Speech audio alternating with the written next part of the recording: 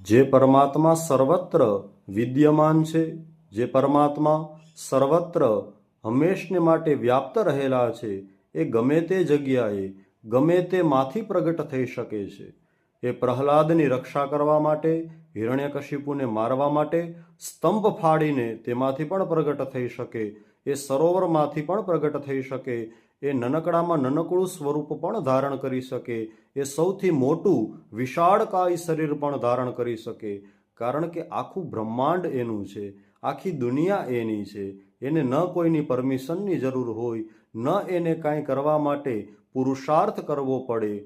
માત્ર સંકલ્પ કરે, માત્ર ઈચ્છા પ્રગટ કરે, તે પોતાનું ધાર્યું બધું જ કરી શકે.